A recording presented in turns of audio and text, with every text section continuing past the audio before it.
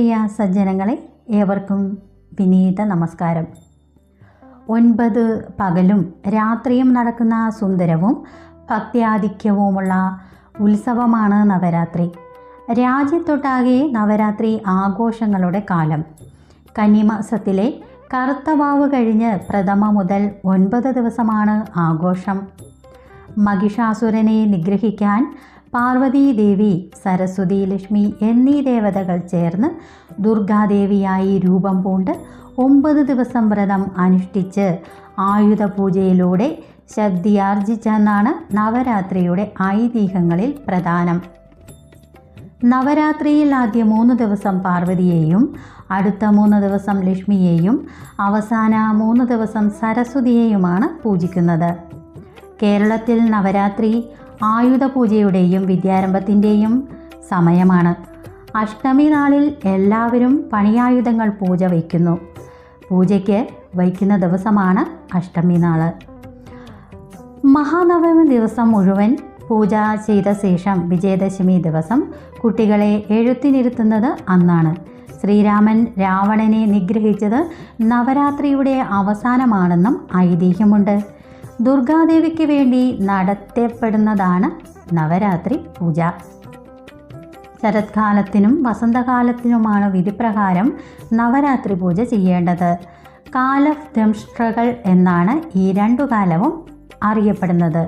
മേടം, തുലാം എന്നീ മാസങ്ങളിൽ ഈ വ്രതം അനുഷ്ഠിക്കപ്പെടണമെന്നാണ് വിധി. ത്രൈലോകങ്ങൾ കീഴടക്കിവാണ അസുര രാജാവായിരുന്നു മഹിഷാസുരൻ. സ്വർഗത്തിൽ നിന്ന് ഇന്ദ്രനെയും ദേവകളെയും മഹിഷാസുരൻ നാട്ടിപ്പായിച്ചു. ത്രിമൂർത്തികളായ ബ്രഹ്മ, വിഷ്ണു, പരമേശ്വരന്മാരുടെ നിർദ്ദേശപ്രകാരം ദേവതകളുടെ എല്ലാം തേജസ് ഒന്നായി ചേർന്ന് രൂപമെടുത്തതാണ് ദുർഗാദേവി.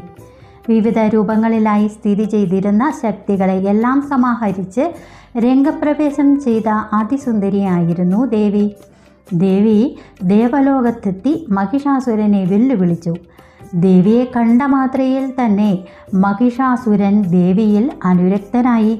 എന്നാൽ തന്നെ പരാജയപ്പെടുത്താൻ കഴിവുള്ള ആളുടെ ഭാര്യയാകാനാണ് തനിക്കിഷ്ടമെന്ന് ദേവി അരുളി ചെയ്തു. ഇരുവരും യുദ്ധം ആരംഭിച്ചു. യുദ്ധത്തിനെത്തിയ മഹിഷാസുരൻ്റെ മന്ത്രിമാരെ എല്ലാം ഒന്നൊന്നായി ദേവി കൊന്നൊടുക്കി. ഒടുവിൽ മഹിഷാസുരൻ തന്നെ നേരിട്ടെത്തി. വിഷ്ണുചക്രം കൊണ്ട് ദേവി മഹിഷാസുരൻ്റെ ഖണ്ഡം ഛേദിച്ചു. ദേവകൾ അത്യധികം ആനന്ദിച്ചു. ദുർഗാദേവി മഹിഷാസുരനെ കൊന്ന് വിജയം വരിച്ചതാണ് വിജയദശമി എന്ന് സങ്കല്പിക്കപ്പെടുന്നു. ദുർഗാ മഹിഷാസുരനെ ജയിച്ചെന്ന കഥ വിദ്യയുടെ ആവിർഭാവത്തോടെ അജ്ഞാന അന്ധകാരം നശിച്ചു എന്നതിൻ്റെ സൂചനയായി കണക്കാക്കാം. അതിനാൽ ജീവിത വിജയത്തിന് ഉപകരിക്കുന്ന സകല കലകളുടെയും അഭ്യാസ സംരംഭത്തിന് ഏറ്റവും അനുയോജ്യമായ സന്ദർഭമായി ഇതിനെ പരിഗണിക്കുന്നു. ദുർഗയുടെ തന്നെ രൂപാന്തര സങ്കല്പമാണല്ലോ സരസ്വതി ദേവിയുടെ വിജയദിനമായി കരുതപ്പെടുന്ന വിജയദശമി വിദ്യാരംഭ ദിനമായി ആചരിക്കപ്പെടുന്നു.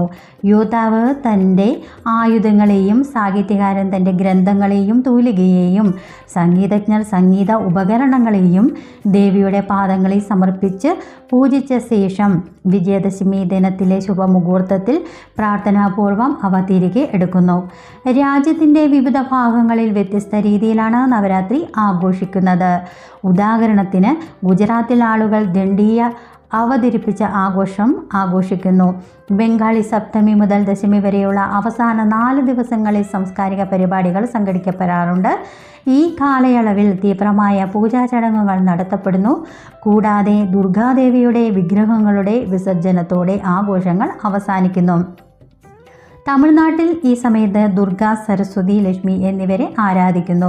പഞ്ചാബിൽ ഭക്തർ ആദ്യത്തെ 7 ദിവസം വ്രതം ആചരിക്കുകയും 8ാം ദിവസം 9 പെൺകുട്ടികൾക്ക് ഭക്ഷണം വിളമ്പുകയും അവരുടെ പാദങ്ങളിൽ സ്പർശിക്കുകയും അനുഗ്രഹം തേടുകയും ചെയ്യുന്ന കന്യാപൂജ നടത്തി നോമ്പ് തുറക്കുന്നു. അതുപോലെ മറ്റ് സംസ്ഥാനങ്ങളും ആഘോഷിക്കാൻ സന്തോഷത്തോടെ അവരുടേതായ തനതായ ആചാരങ്ങൾ സന്തോഷപൂർവ്വം ആചരിക്കുന്നു.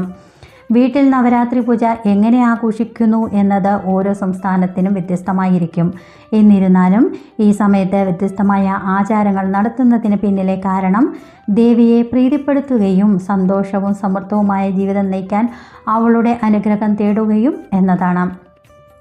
നവരാത്രിയുടെ വിവിധ ദിവസങ്ങളിൽ ആരാധിക്കപ്പെടുന്ന ദുർഗാദേവിയുടെ 9 അവതാരങ്ങളെക്കുറിച്ച് നമുക്ക് അറിയാം. ഒന്നാം ദിവസം ശൈലപുത്രി ദേവിയാണ്. നവരാത്രി ഉത്സവത്തിൻ്റെ ആദ്യ ദിവസം, അതായത് പ്രഥമപദം, മാ ശൈലപുത്രിയെ ആരാധിക്കുന്നു. പർവ്വതങ്ങളുടെ മകൾ എന്നാണ് ശൈലപുത്രിയുടെ വാക്കിൻ്റെ അർത്ഥം.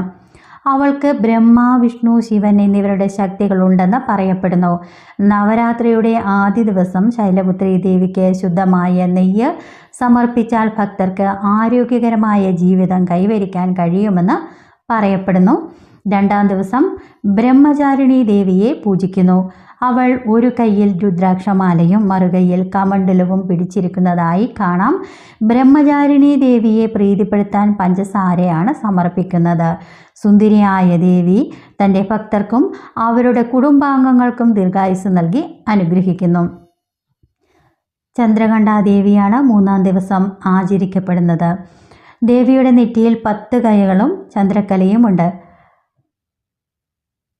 അവളുടെ മുഖത്ത് ഉഗ്രമായ ഭാവമുണ്ട്. കടുവപ്പുറത്ത് കയറി ഇരിക്കുന്നതാണ് കാണാവുന്നത്. എല്ലാ തിന്മകളെയും നശിപ്പിക്കാനും വേദന ഒഴിവാക്കാനും ദേവി നമ്മൾ ആചരിക്കുന്നത്. ഭക്തർ മാ ചന്ദ്രഘണ്ഠയ്ക്ക് ഹീറാണ് സമർപ്പിക്കുന്നത്. കുഷ്മാണ്ഡ ദേവിയാണ് 4ാം ദിവസം ആചരിക്കപ്പെടുന്നത്. 4ാം ദിവസമായ മാ കുഷ്മാണ്ഡയ്ക്ക് സമർപ്പിക്കുന്നത് ദേവിയുടെ പേര് പ്രപഞ്ചത്തിൻ്റെ സൃഷ്ടാവാണെന്ന് സൂചിപ്പിക്കുന്നു.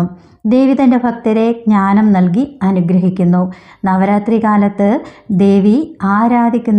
ദേവിയെ ആരാധിക്കുന്നത് ഒരാളുടെ തീരുമാനമെടുക്കാനുള്ള കഴിവ് മെച്ചപ്പെടുത്താനായിട്ട് സഹായിക്കുന്ന രീതിയിലാണ് ദേവിയെ ആരാധിച്ചാൽ നമുക്ക് അനുഗ്രഹം ലഭിക്കുന്നത്. ദേവിയെ പ്രസാദിപ്പിക്കാനും അനുഗ്രഹം തേടാനും മാൽപ്പുവ സമർപ്പിക്കാൻ ആണ് എല്ലാവരും ശ്രമിക്കുന്നത്. അടുത്ത 5ാം ദിവസമായ സ്കന്ദമാതാ ദേവീ ദിനമാണ്. താമരപ്പൂവിലിരിക്കുന്ന ദേവിക്ക് 4 കൈകളാണ് ഉള്ളത്. ദേവിയുടെ 2 കൈകളിൽ താമര പിടിച്ചിരിക്കുന്നതായി കാണാം. കാർത്തികേയൻ ദേവിയുടെ മടിയിൽ ഇരിക്കുന്നതായി കാണാം. ഭക്തർ ദേവിയുടെ അനുഗ്രഹത്തിനായി വാഴപ്പഴമാണ് സമർപ്പിക്കുന്നത്. നവരാത്രിയുടെ 6ാം ദിവസം കാർത്യായനി ദേവിയെയാണ് ആരാധിക്കുന്നത്. ദേവി കാർത്യായൻ മുനിയുടെ മകളും ശക്തിയുടെ ഒരു രൂപവുമാണ്. ഒരു കൈയിൽ വാൾ പിടിച്ചിരിക്കുന്ന ദേവി യോദ്ധാദേവതയെന്ന് വിളിക്കുന്നു. തേനാണ് ദേവിക്ക് അന്നേ ദിവസം സമർപ്പിക്കുന്നത്. 7ാം ദിവസം കാളരാത്രി ദേവിയാണ് നാം ആരാധിക്കുന്നത്. ദേവി ഒരു കൈയിൽ വാളും മറ്റൊരു കൈയിൽ ത്രിശൂലവും പിടിച്ചിരിക്കുകയാണ്. ദേവിയുടെ ഇരുണ്ട നിറവും ഉഗ്രമായ രൂപവും ദുർഗാദേവിയുടെ മറ്റ് അവതാരങ്ങളിൽ നിന്ന് ദേവിയെ വേറിട്ട് നിർത്തുന്നു.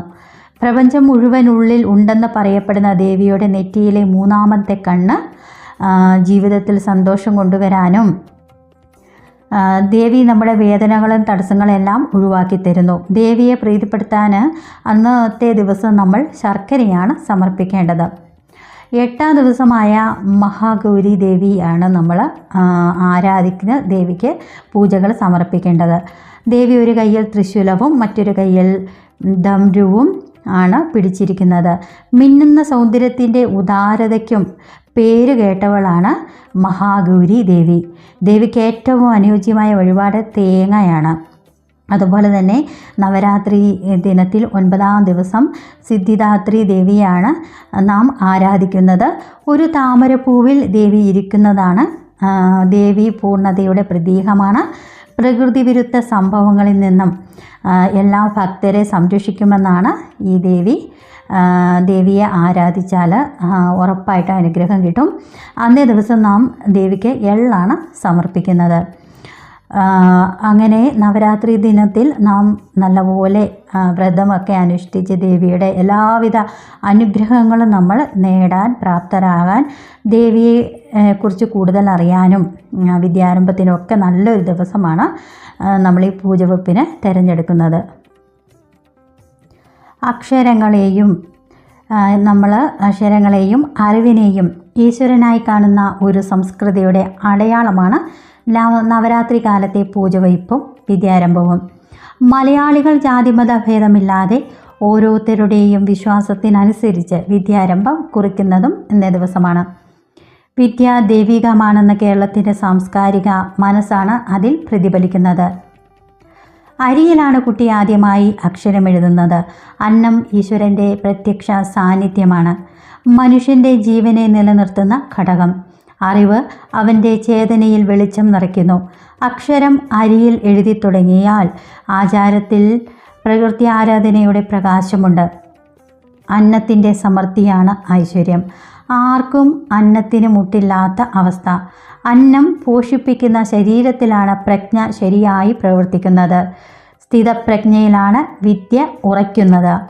അങ്ങനെ അന്നവും അക്ഷരവും തമ്മിൽ ബന്ധപ്പെട്ടിരിക്കുന്നു.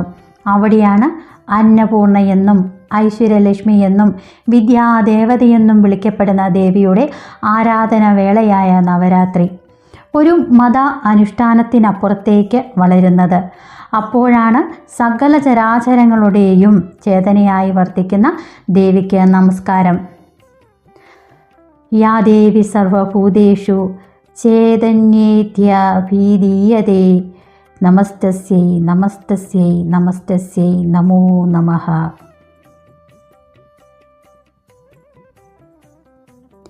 അതുപോലെ തന്നെ പൂജ വെപ്പ് മുതൽ പൂജയെടുപ്പ് വരെ നമ്മൾ പ്രധാനമായ ഈ ദിവസങ്ങളിൽ ദേവി ഭാഗവതവും ദേവി മഹാത്മ്യം, മാർക്കണ്ഡേയ പുരാണം, ലളിതാ സഹസ്രനാമം, കനകധാര സ്തോത്രം, മഹാലക്ഷ്മി അഷ്ടകം, ഭദ്രകാളിപ്പത്ത്, മറ്റു ദേവീ സ്തുതികൾ എന്നിവ വായിക്കുകയും പുരഞ്ചരണാദികൾ ആചരിക്കുകയും വേണം.